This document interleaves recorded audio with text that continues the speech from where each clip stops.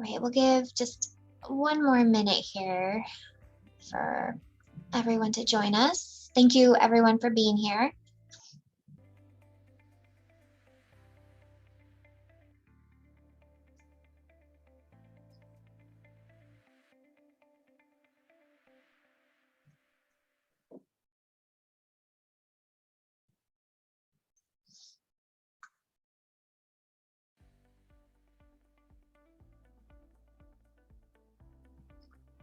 Still waiting, let's see. Oh, there's Paul. Okay, we'll go ahead and get started. I know we'll have some more people join us as we get started here. But hello, everyone. Thank you for joining the Everett APAC Forum. Just a reminder, we are being recorded. This session will be up on the APAC website at a later date to view. So before we get started, I would like to welcome Chancellor Paul Petrie from the Everett campus to give us just a few words. So Paul, thank you for being here. Oh, I think you're muted still.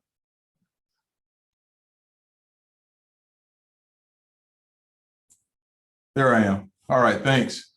Well, good morning, everyone, and welcome to this APAC Forum. It is a pleasure to be able to host you as WSU Everett. I want to give a special thanks to President Schultz and Provost Chilton. Are they going to be here today, I believe? Okay, good.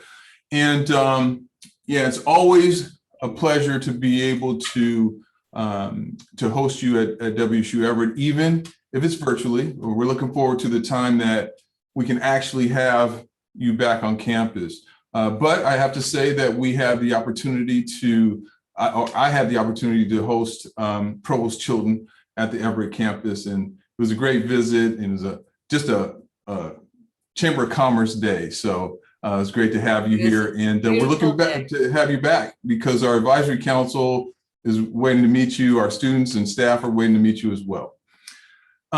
So before I sign off and turn this back over to Anna, I'd like to issue a challenge to our AP staff. I'm an AP staff member as well, and it has to do with equity, diversity, and inclusion. And so my challenge to all of you is that we to continue this work towards having an anti-racist institution, and to continue some of the work that was started by President Schultz and his commission that's looking at all of our policies as a system to ensure that we have a lens towards equity, diversity, and inclusion, and also the work of Provost Chilton. She's worked on these cluster hires of faculty members, which really has the opportunity to impact our culture of academics in some very spectacular ways. And so I would challenge us as AP members to really embrace that and to further that, because we have such key positions throughout WSU, and to really put that in the forefront along with some of the other key pieces that we're working on. So that's my challenge to all of you along with me. And so again, I just wanted to put that challenge out to all of you, but at the same time, I want to say welcome. And also let me just say one more thing. I want to thank Anna for all the good work that she's doing for APAC, along with all the good work that she's doing for WSU Everett. So with that, I'll sign off. Great, thank you so much, Paul. So welcome everyone. Thank you, Paul, for the welcome to Everett. Hopefully next year we will be able to be in person for our APAC Forum. I think most of the people in Everett know me, but if not, I'm Anna McLeod. I am the chair of APAC this year, as well as the Associate Director of Student Affairs on the Everett campus. So we're going to do a brief presentation, and then we're going to jump into our discussion with President Kirk Schultz, Provost Elizabeth Chilton, and Teresa Elliott Cheslick, and Stacy Pearson, if she's here. I'm not sure if she'll be at this one, but we have some questions and are looking forward to a great discussion. So let me share my presentation here in just a second. Okay, and again, just a reminder, we had some more people join us. This session is being recorded and we will have it on the APAC website. So APAC, who is APAC? APAC is comprised of 30 administrative professional employees across the WSU system. That includes campus representatives and extension representatives. We have 24 council members and 6 alternates. All council members represent a variety of areas, including academic, managerial, and upper administration. You can see a list of all current APAC members on the APAC website. We are about to change over starting July 1st into our new council, so that'll be updated here soon. So current leadership, like I mentioned, I am the chair, and I'm going to introduce or let Margaret introduce herself. Hey everybody, I'm Margaret Singdial. I work out of the Seattle office under the Real Estate Business Operations Office, and it's been great being treasurer for the last year. Great, thanks Margaret. We do have new executive leadership starting July 1st. I will be continuing as chair for this next year. We have Heather Kova coming in as vice chair from the Tri-Cities.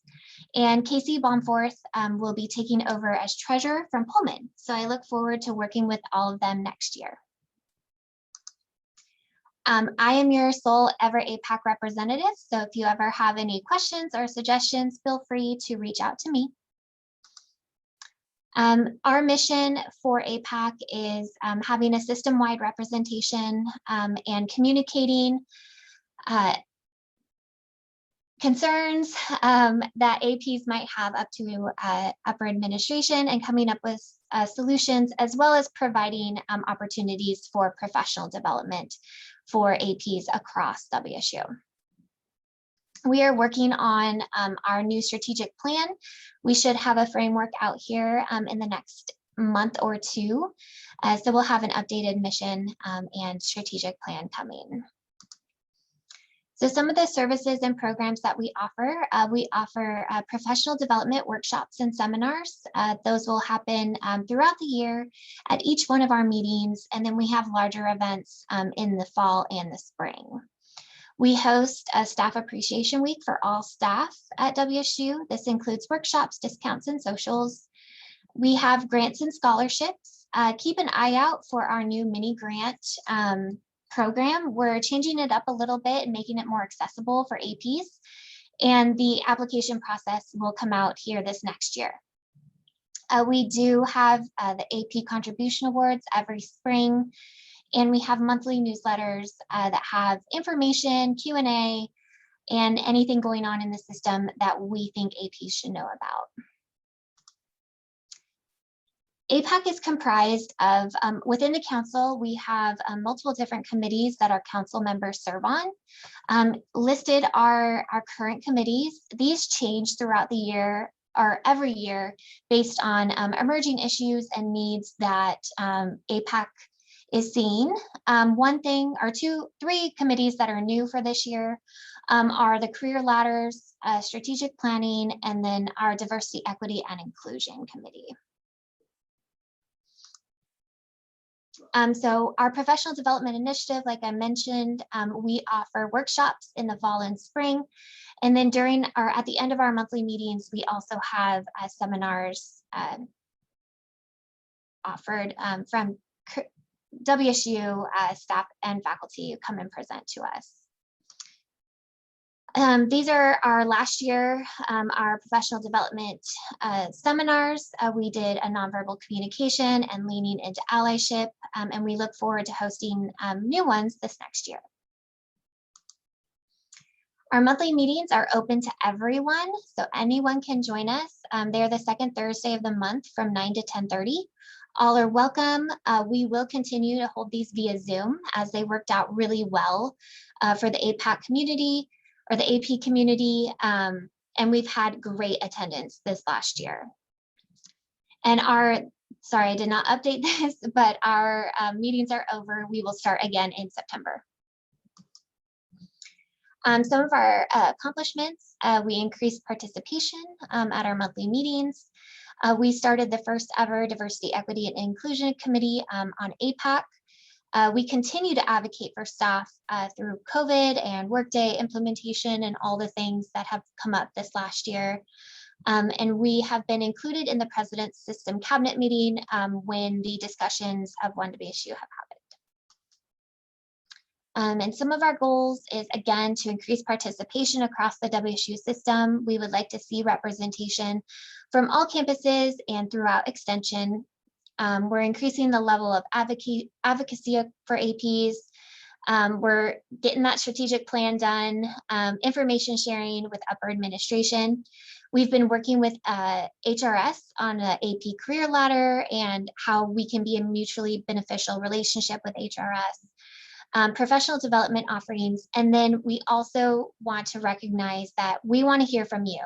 If there's issues or programs that you would like APAC to work on, or you would like to see something happen, let us know.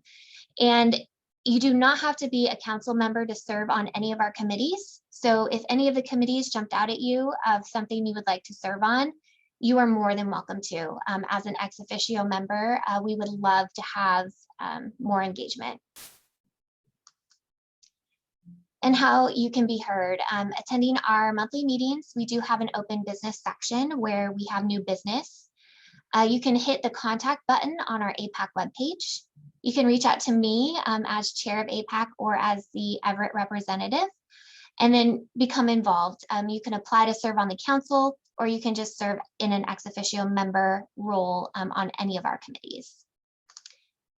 And we continue to meet with President Schultz, Provost Chilton, and Teresa Elliott Cheslick once a month, making your voice heard. So that will conclude my presentation. Here we go. And so for this session, I would like to welcome and introduce President Kirk Schultz, Provost Elizabeth Chilton, and Teresa Elliott Cheslick. And we will jump into our question and answer time. So thank you all for being here. I do have some pre-submitted questions, but feel free to raise your hand, type in the chat, or just unmute yourself and ask any live questions that you might have. So the first question that we have is, what strengths do you see WSU Everett taking into this next year? Well, great, Anna. Thanks for having us, and thank you to everybody for being with us today. And sorry we had to delay this from earlier, but it looks like we got a nice number of participants this year. I think I remember doing the first one of these, and there was about 4 of us there. So it's great to see more participation. If you really want some entertainment today while we're doing this, just watch Teresa's face when I talk about any HRS stuff, and you'll get at least 1 or 2 cringes where she goes, stop, don't say anymore. So it's always a fun part of this. Anna, thanks for the question. And I actually jotted down a couple things to make sure I hit the points that I would like to. The first thing I see, and I always see this about Everett, is it's such a very student-friendly, student-focused, student-first campus. And it's not that at other campuses we don't work on that, but the smaller scale really does make a big difference. And those student-based relationships are a critical part of what makes Everett successful. And I want to see those certainly continue. Really proud to be launching a new business degree program there. This has been something I've heard about in the community for several years. And for a variety of reasons I'll talk about in a minute, it just took a long time to get there. But I think it's the first new degree program that has a potential for significant enrollment that we've added in Everett in the last 3 or 4 years. And so I think that's also a real positive when you see that moving ahead. And I just want to acknowledge Chancellor Petrie's efforts in this regard. Paul was persistent from year to year about the need for this particular program in Everett and worked really, really hard with lots of people to get us where we are. I think when I first arrived a few years ago, to say that there was a budget for WSU Everett would be a stretch. There's a bunch of band-aided together accounts and things like that. And I just, Stacy Pearson has worked with Paul and the team here at Everett to make sure that there is actually an Everett budget, and that as we secure additional monies from the legislature and things like that, those don't need to reside in Pullman. They need to reside in Everett, just like they would in Vancouver or Spokane or other places. That sounds like a small thing, but I think as we add additional programs moving forward and things like that, it's going to be really important to give you all that ownership of those dollars and in deciding where to invest them like we would on other campuses. Paul, Chancellor Petrie has also worked really hard on what he's calling, and it may get a title change a little bit, a School of Community Solutions, and working with Colleen Kerr and Chris Mulick on government relations, shaping what that would look like and start talking to the legislature about that. And, some degree programs that then would be in Everett that aren't at other campuses. And I think it allows us to continue to meet the needs of the North Puget Sound area.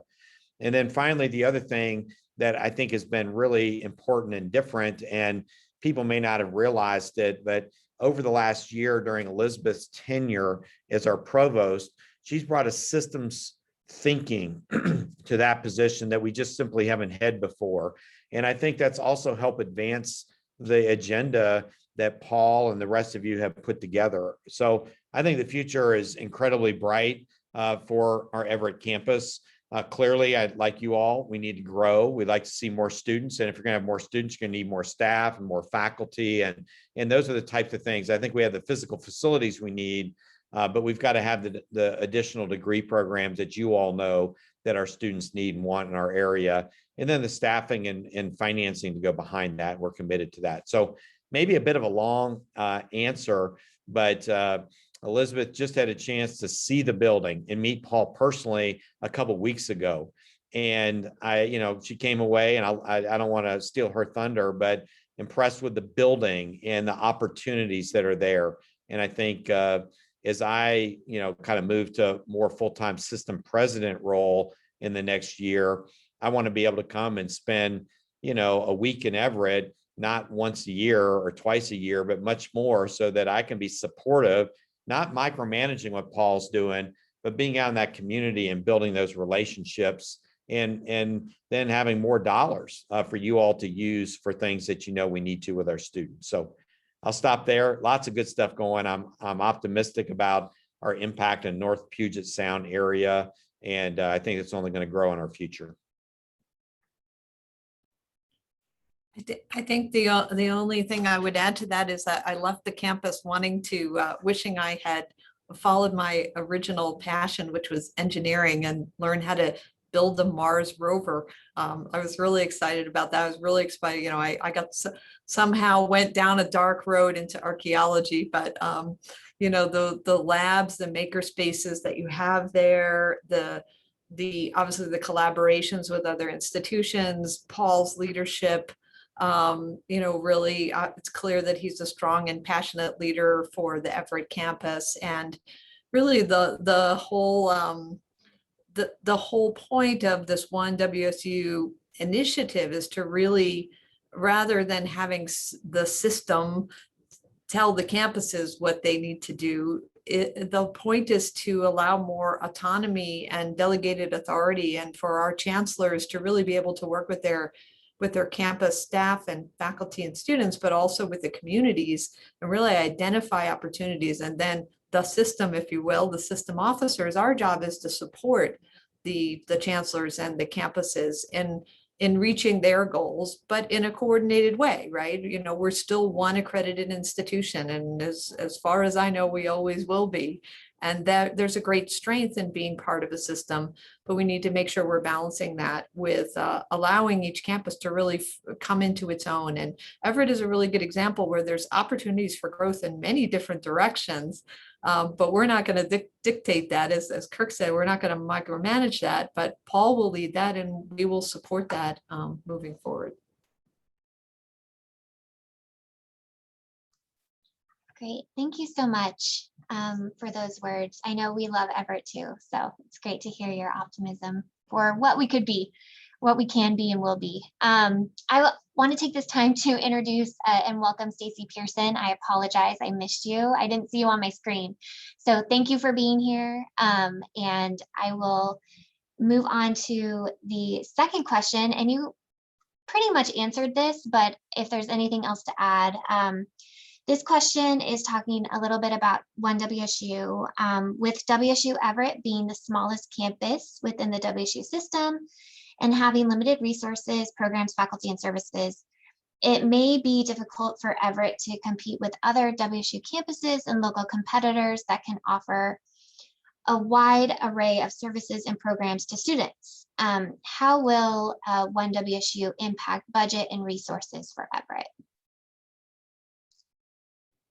You know, I could say a little bit, and then I'm hoping Stacy will chime in. Stacy and I are co-chairing the Executive Budget Council, which is taking a cold hard look at our current budget. I don't know if we could call it a model. Let's call it a process, and really looking at ways that we might recommend that WSU rethink how it both accounts for the allocation of resources and assesses costs, because costs are a big part of budget management. That's often faculty, department chairs, deans, and having been all of those things, we tend to focus on the revenue side. And then when you get into certain administrative and obviously your staff roles, you know well that balancing costs are really important. So, you know, each of the campuses currently, with the exception of Everett, really does have its own budget line. And again, Stacy will shake her head no if I'm saying anything that's wrong here. But Everett is really an extension of the Pullman budget. And, you know, if we're not, I dare say we're not moving to a point where we're going to say, okay, every tub on its own bottom, you know, every campus has to raise its own revenues and cover its own costs. That's not where we're going in that direction. Instead, what we're trying to do is to provide more transparency in how revenues are allocated out to the campuses and how costs are assessed.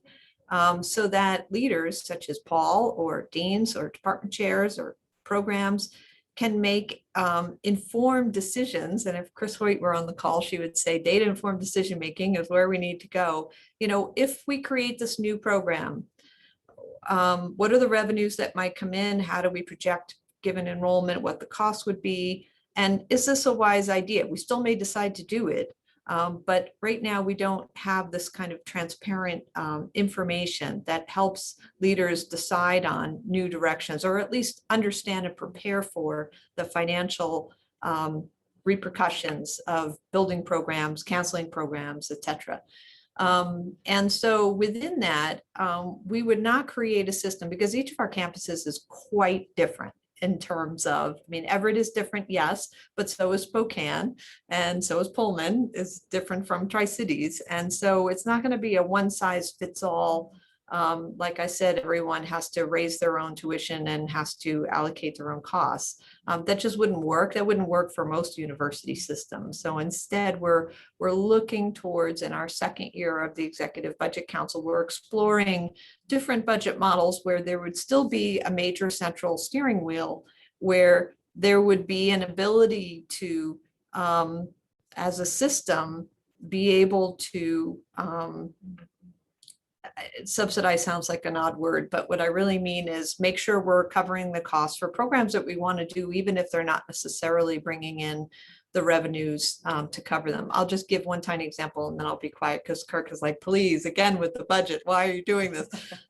You know, typically programs like computer science or, you know, genetic engineering do not cover their costs, because they have very expensive equipment, very expensive scholars and facilities, etc. But as a Research One university, it doesn't mean we're not going to do things like that because they cost money. You know, people often focus on English or history and say, oh, you know, they're declining majors. Well, they also don't cost very much to support those programs either. And so if you look at it from a completely monetary perspective, you're never going to be able to run an R1 academic institution. So we're creating a more transparent and hopefully a more decentralized budget model that will allow Everett to make some more localized decisions and have more delegated authority in the budget area, but not be cut off and sent off on its own ship. There has to be this central steering wheel that keeps all boats afloat. So with that, I'll turn it over to Stacy. Oh, I think that was very helpful, Elizabeth. A couple of things I'll just add is, as Kirk indicated, when I came, it was hard to figure out what exactly was the budget model for Everett, because it just seemed, I think this is the beauty of the system work that we're doing is, I think for many years, we added campuses, added things, and just kind of plopped in, okay, well, we'll fund it this way. And it's not working very well, collectively. And maybe you have a sense that if you're the last one in, then you get the least amount. So this budget model, getting the system strategy in place and the budget model to support it is what is key here. And I think as Elizabeth indicated, as we work through this, that will help inform it. But in all cases, we all are going to have to remember enrollments matter. Enrollments do matter. When we do data-informed decision-making, it is going to matter where, that students are coming to WSU and, and we've got programs that are attractive to them. And we have a revenue model that covers costs for, academic delivery and then allocates revenues, accordingly to who's, providing that program. So I think that the system strategy as well as the budget is beneficial to Everett, just because I don't think it's very easy to explain your budget model without that. So I'm looking forward to that. I will say too, in general, regardless of the size of Everett, we need to continue to add degree programs. I mean, part of growth has got to be a diversity of degree programs that first meet the needs of the North Puget Sound and our students in that area. And second, we do have to have programs with significant enrollment. And I think Paul and you all as a leadership team have identified those. I don't think identification of the programs has been a challenge. It's been figuring out ways financially to grow those in a quality way that you all are happy with and appropriately staffed. And that means the folks in the classroom as well as staff support. So that's an area, again, Paul has been aggressive like any chancellor should be to try and grow their campus. And we've just been responding differently in the last year or two. So I also want to acknowledge that my vocabulary is expanding because of Elizabeth. She brings all these colloquialisms and every tub has its own bottom. That's a first one. I haven't heard that one until today. I wrote it down in my notes because I will find an appropriate time to use this in something and nobody else will know what I'm talking about either. But Sorry, that's a Harvard budget model term that I just threw in there. My 5 years there was quite the Alice in Wonderland experience. I guess I picked up some bad habits. That's great. Thank you. Moving on to our next question. Was there any communication sent out about AP raises being frozen for 2021? There has always been so much transparency around our budget and raises. I was surprised to not hear anything about them this year.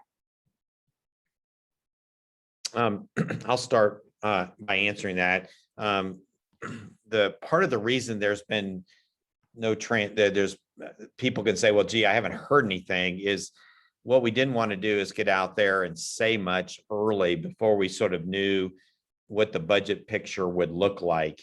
And there are different components to this, and Stacy and Elizabeth and others can add or subtract if I miss anything. But everybody needs to remember in November and December, it looked like we were going to take a huge budget cut from the state. As we saw this really amazing tax recovery and we get in a legislative session, it looked like that sort of went away in a really positive thing for us. We didn't know where tuition and some of those things was going to come in, and the regents don't approve that typically till May or June. So we didn't know what part was going to look like.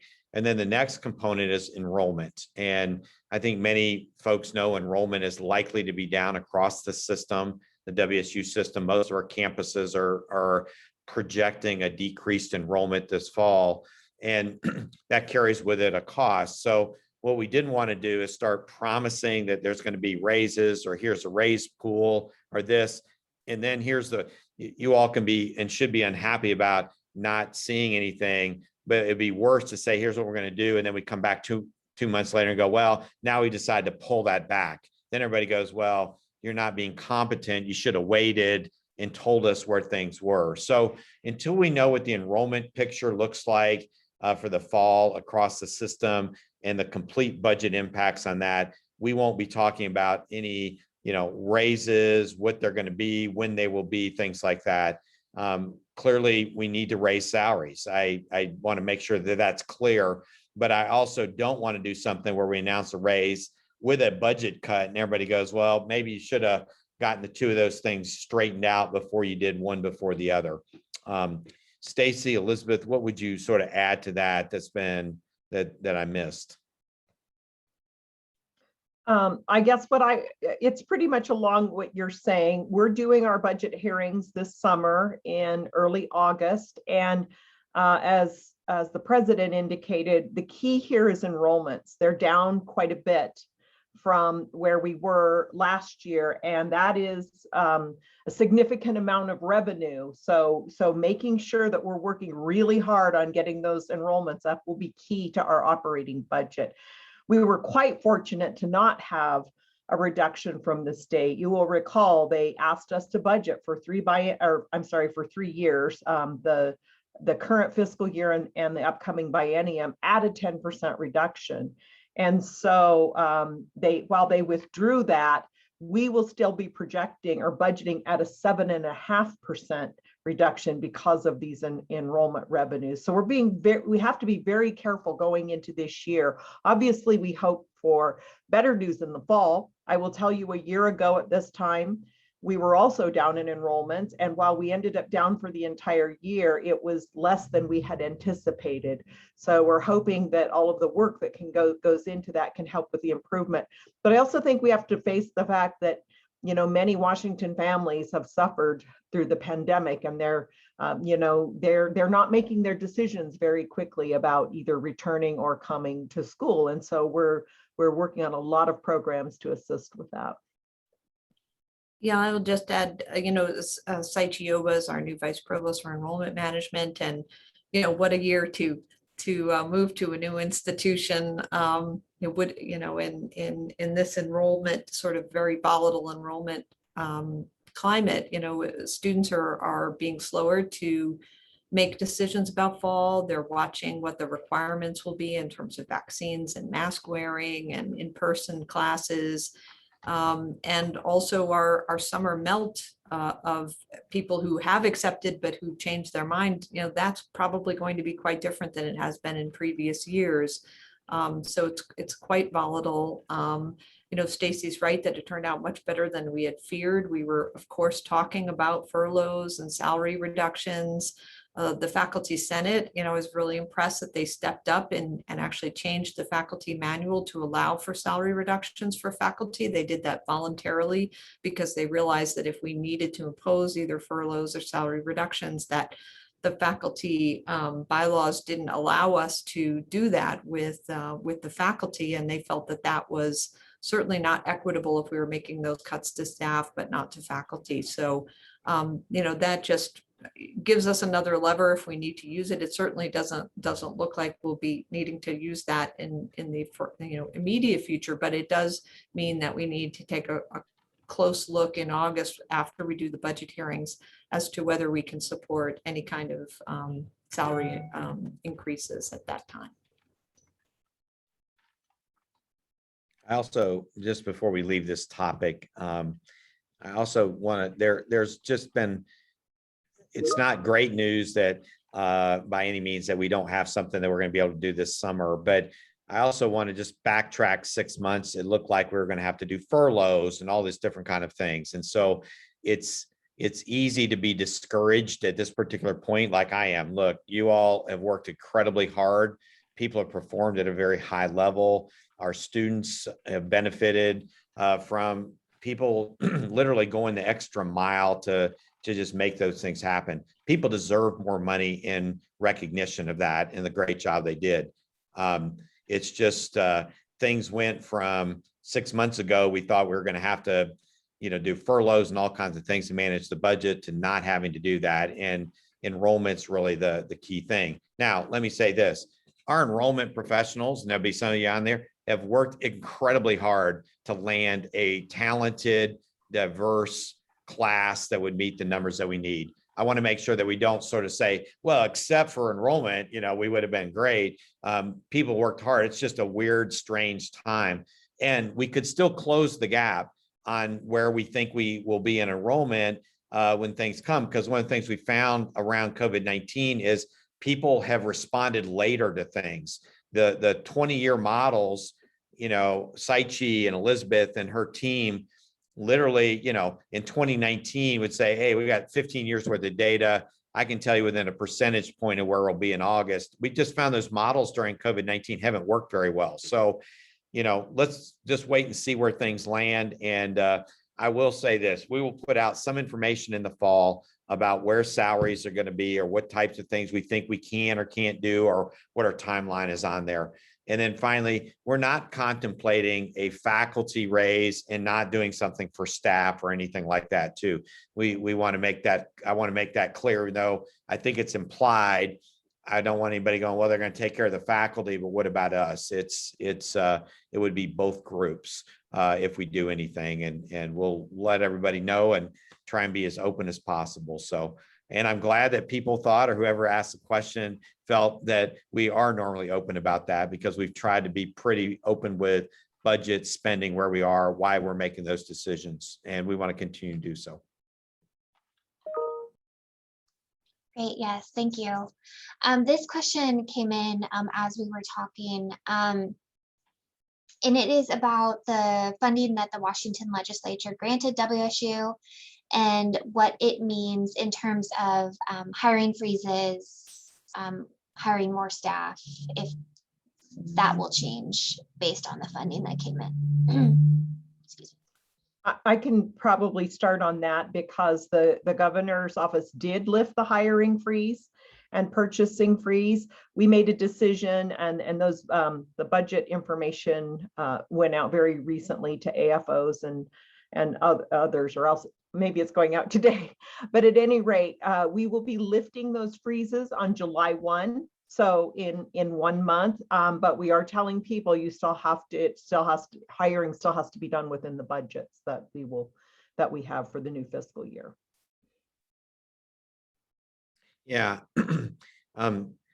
if we lift the freeze immediately, and we had some discussion on this while we were trying to finish up the semester, while we were having challenges around workday implementation, something, you add all that together.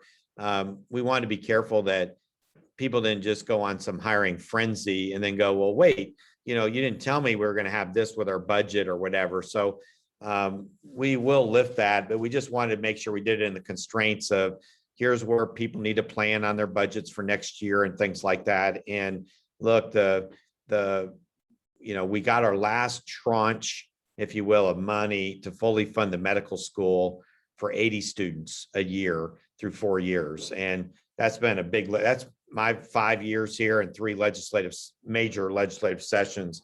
That's almost exclusively what we've talked about. It's nice thinking ahead to say, now we can start considering some other things, because the medical school doesn't dominate, where those are. And I don't mean this in a negative way. It is fantastic that we were able to get the state to pick up what we needed to fund Elson S. Floyd College of Medicine. But you all know, hey, we got School of Community Solutions, which includes new degree programs, hiring faculty and staff. Everybody's got a bunch of things that have kind of been held back to clear the way for the medical school. And it's going to be exciting now to talk to legislators about some other initiatives around the state that I think are going to be really welcomed. I will say this, the Everett delegation, the delegation North Puget Sound, is very powerful in the legislature. And if we get them something really good, they will deliver it. They have every year I've been here, they just find a way to do it. Paul, you may want to comment on this, but unlike almost any other campus, Spokane is the other one that has a very influential delegation. But the Everett team here, if you tell Marco and some of those folks that we really need it, that they find a way to get across the finish line. We just got to give them a good proposal. Yeah, I would just add that I think, as folks at Everett, we know how passionate the community is, and our legislative delegation is no different than our advisory council or other folks in the community. They're very passionate and very supportive of the work that we do, all of the good work that you have done. And I think it really does come back to our faculty and staff and the good work that we've done. We've shown that we can really deliver on some things, and so they're behind us. Thank you. There have been a lot of conversations and updates about system work and system positions. Will system positions reside in Pullman, or would any be available to Everett staff in the future? Another excellent question. So we're trying to do the work over the next year or two by adding a very minimum number of positions from a financial point of view. So what we want to do is, certainly at the leadership level and at the staff support level, is it's really a redefinition of a lot of people who are currently, doing jobs that are 90% system and 10% maybe WSU Pullman. And it's really defining some of those kinds of things. Now, down the road, the idea, if we design the system well, is that system officers and system support staff could be located at any of our locations through the system, and should be. There's not a sense that everything should be in Pullman, and you say, well, all you've done, Kirk, is put different window dressing on it. You haven't really changed anything. I was just talking to somebody who worked in IT the other day and just said, hey, if we had to go out and hire a new vice president for information technology, it would probably make more sense for them to be located somewhere like Everett or Vancouver because of the workforce that's there than it would be to try and put somebody like that in a small college town like Pullman, even though that's been, the way we've done things in the past. I use that as an example. There's nothing that's happening there. I want to make that clear. It's just, those are the types of things that in the future we need to look at. And so there's no going to be list of system positions and people applying for them in the next year. What we want to do is take the people we currently have employed, move them into different positions, things like that, really clean it up. Teresa and HR is helping with this. We're doing it slowly, systematically, and down the road, there'll certainly be opportunities, and we welcome it. There's a lot of talented people with WSU Everett that could do some great system related work. And we just want to make sure that it's not an and, right? You add system stuff to what you're already doing, but that we really define what those job functions should look like and how in the right appropriate manner. So bottom line is, yeah, in the future, I certainly believe we'll have system focused individuals in addition to local campus focused individuals in Everett, just like all of our locations. Great, thank you for that one. This next one came in through the chat to me. And I think it's more focused for you, Teresa, and HRS, but there's an individual that is having ongoing workload challenges with more keeps getting piled on. And so work-life balance is a challenge. I know that APAC, we can help with that and kind of connect with HRS, but where can the employee turn? Any advice for that? Yeah, thanks, Anna. One of the great things that kind of ties into it, the president was just talking about, we have a individual who is a central HR employee who actually works out of the Everett office. And Erin, I don't know if she wants to turn on her her camera, but she's on the call there. So Erin Hansen is located at your beautiful campus when it's open again. and she also serves the Puget Sound area. And so what I would suggest for this individual is they can reach out directly to Erin if they would like, or they could connect with any of us, Lisa Gehring, Bonnie Demler, depending on those issues that they may have. And we can maybe help mitigate, give them some ideas and help mitigate their concerns. So there's Erin Wave. Yeah, there she is. Okay. Great. Thank you, Teresa. And I can help with that connection too. So thank you for that. If The I next, can- oh, go ahead. Yeah. Yeah, and I want to emphasize the role that Teresa and there's a bunch of her team on here as well. I believe, been working with Teresa as the other vice presidents have to make sure that HRS is not sort of always seen as only dealing with problem employees and things. They want to work on supervisor training. They want to partner with employees and things like that. So whomever sent that, I just want to emphasize there are professionals there to help with these types of things. And I want to emphasize, so often I hear stuff coming up and I'll say, have you talked to anybody in HRS? And they go, well, no, not really. I didn't want to, or I was worried about it or whatever. One, they'll keep it confidential and things like that. So all I'm just saying is we want to move HRS from, hey, they just dealt with problem employees type of philosophy, which hasn't been that way for a long time, but they're doing so much more to help employees be more efficient, be able to do their jobs better, be flexible, those kind of things. So please reach out, don't hesitate. And I think that's what they're here for. Yes, thank you. The next question that I had, so just so you know, there's some that came in through the chat, so I'm getting to those now. When will there be policies in place about requesting exceptions to working face-to-face due to living with higher risk family members? And I'm going to turn that over to Kendra, who's our Director of Disability Services. Good morning. Yes, morning still. Actually, already we have processes in place that if individuals are high risk themselves or have family members that they're needing to care for that are high risk, that they can reach out to our disability services group. And we have for persons like accommodations if they are at high risk, or other programs such as family medical leave or family care leave if they have family members that are high risk. But then we could also look and work with the employment services group who Lisa Gehring oversees. If it's not specifically related to a medical condition, what things they can work with, well, and Erin on screen, what things they can work with that may not be disability services related, but just related to what kind of flexibility a person has in their work environment. So many of these processes are already in place. They can just reach out to disability services and we can kind of assess where that falls and assist.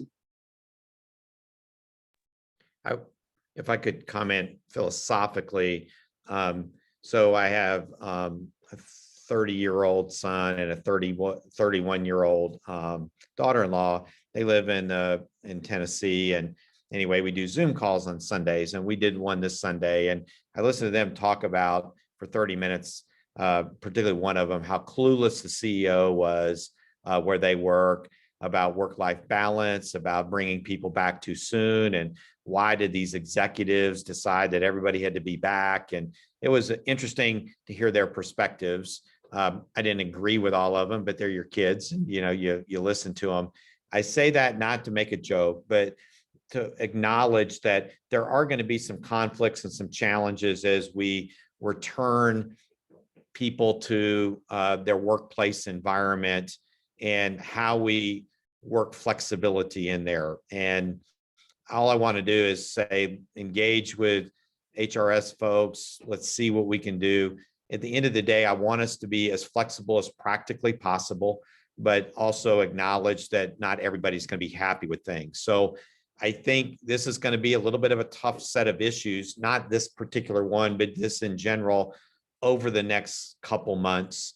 And we're just going to do the best that we can to keep everybody feeling good about their workplace environment, but also acknowledging that so many of us do student facing and people facing things that, there may be some folks that would prefer a different work arrangement that we're just going to have to work through. So I would not naive enough to think at the end of it that everybody's going to say, hey, boy, everybody took care of me, but we're going to do the best that we can. That's all I can say that we'll do. And we do have some rules and regulations, though. I think that's important to acknowledge. It's not all personal preference on our part. And so just remember, when you're talking to your HRS colleagues, don't shoot the messenger, so to speak. There are some times where they're just telling you what the law is in Washington or whatever. And I just want to continue to acknowledge that. So we'll do the best we can. That's the bottom line. Great. Thank you. We appreciate that. We have about 10 minutes left. Another question that came in, you mentioned the challenges presented by a decline in enrollment as college-age people navigate the pandemic. Because we rise and fall in part based on enrollment, what are we doing differently as a system to address the decline? Are we using different strategies in recruitment? Is there a way to track or survey the feelings and aspirations of these students? Enrollment swings really matter in Everett. Elizabeth, I'd like you to maybe talk about this. Let me tee it up a little bit. When Elizabeth got here, she worked with lots of members of the campus community, including some Everett, and hired Saichi Oba to come from the University of Alaska system. And, Saichi, I had something about enrollment management on goals that I will present to the regents this week, and they do my review and my progress on those. So I asked Saichi, send me 4 or 5 bullet points to include. So he sent back a 3.5-page detailed plan of what we were doing in enrollment management, across the system. And I think the bottom line, he said, is, look, we're going to all work super hard to get a great class in 21. But he said, we're already thinking really strongly about what to do differently for 22. And, part of it is, several people have told me, and Stacy, you might have mentioned this, is that for years, WSU didn't really worry much about enrollment in Pullman. We sort of, as long as we made 4,000 people in that entering freshman class, we're like, okay, it's fine. And it's going to be a different environment emerging from this. And so we want to do things well at the system level and support our campuses with their enrollment goals. So when people say, well, what are you going to do differently? We've already got a team of folks, including some of you all, already thinking strategically about what next year is going to look like, when we can bring people back to events, see the campus environment, those type of things. So I don't want anybody thinking we're only worried about fall of 21 and wringing our hands. We already got people thinking pretty strongly about what are we going to do now to make sure that we recover from our enrollment drop this fall and make it a 1-year anomaly, not a multi-year problem. Elizabeth, what would you add to that? Yeah, I cannot say enough good things about Saichi. Saichi has been with us only about 5 months or so. We did a national search. Eric Godfrey's been doing a great job, but believe it or not, he was half-time for several years. And so we have not had a full-time vice provost for enrollment management, a system-focused enrollment management professional at WSU in recent memory. When we conducted the search with Isaacs and Miller, we reframed the job description. We didn't just say we're going from half-time to full-time, but we really reframed it to emphasize the need for strategic system-wide approaches to everything from recruitment to admissions to financial aid to retention to student success. And Saichi really brings that whole system and whole student approach to his leadership in enrollment management. He's looking at his staffing structures. He's making changes there. We've looked at things like admissions criteria, the SAT and ACT, as a way to have more inclusive excellence, really from the time we reach out to a student all the way through the time they graduate. I'm looking forward to his presentation. As Kirk said, he asked him like, oh, no heavy lift. Do you want to present for a little bit at the board? And, he's already sent me his PowerPoint, and, he's ready to go. He's really been thinking about this from really a national perspective, because, we've all known about the so-called enrollment cliff that's apparently coming, and COVID has really both accelerated and changed that to some degree. As students have now been forced into or thrust into remote learning, some are taking that option, but some are actually realizing that's not the way they want to approach their education. So it's really mixed the whole thing up. And as Kirk says, Saichi is really helping us lead through and working closely with Stacy, I should add, on thinking through the net tuition piece. It's all fine to say we're raising tuition, we're lowering tuition, we're keeping tuition flat.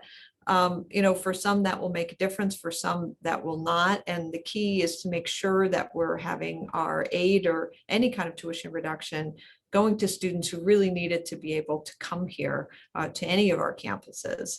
So Stacy, I don't know if you want to say anything more about that net tuition piece, but I do think that's an important piece that we haven't put enough sort of strategic thinking into previously, and Saichi brings that, and we'll work with Stacy.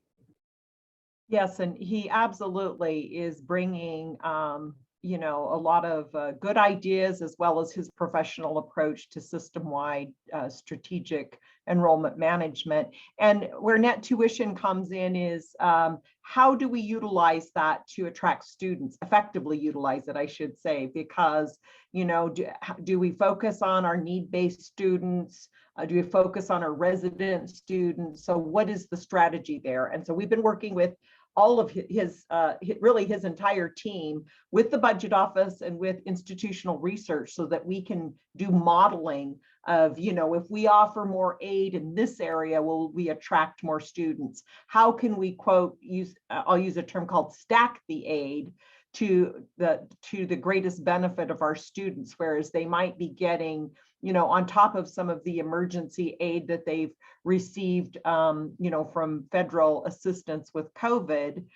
What about this Washington College grant and, all of these other tools to really show students that, hey, when we put all of this together, you can afford to come back to school. And honestly, students don't just understand that. You have to go to them and say, look at what we can do for you. And his staff is working very hard on this. And we've actually given them some of the federal funds to really focus quite a bit on getting this information out to students in a way that they can see, that they can register and hopefully for the fall and spring and get back on track. The other thing we're looking at is we did allow students to defer from fall to spring or this fall and keep their waiver. So again, these are some of the tools that we've been using to encourage students to either come for the first time or to return. I would say too, many of you probably hear things like net tuition, and if you're like me, your eyes start to glaze over and you look at the timer and say, how much longer? I was hoping we'd talk about something interesting. But Stacy was here, and a few years ago in Pullman, we had this huge entering class, like 4,400 or 4,500. We were scrambling on residence halls, and I remember thinking, well, we're scrambling around, but the good news is we'll have all this new additional revenue that we can use for stuff. And what happened is, because we hadn't managed that part well, you had all these students and all the expenses, and because we hadn't had a clear plan for net tuition, you wind up having more people, more expenses without additional revenue. And so it's really, really important that we get a good handle on this and use our aid to help the most deserving families. And you all know this with your own student bases. There are some students that they need every dollar we can get so that they can work their way through.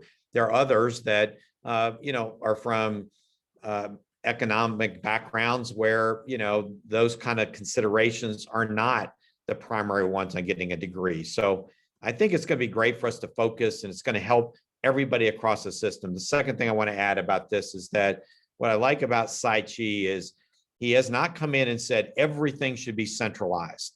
I was here when Provost Bernardo was here, and there was a lot of work in that regard. Let's just centralize everything in Pullman, and that's going to be best for everybody. And it's not. He recognizes there's some things that should be centralized that are back office operations, but student-facing types of recruitment activities have to be local. They have to be people who understand those campuses, and it's a balanced approach. And I think that's what we're going to need to be successful.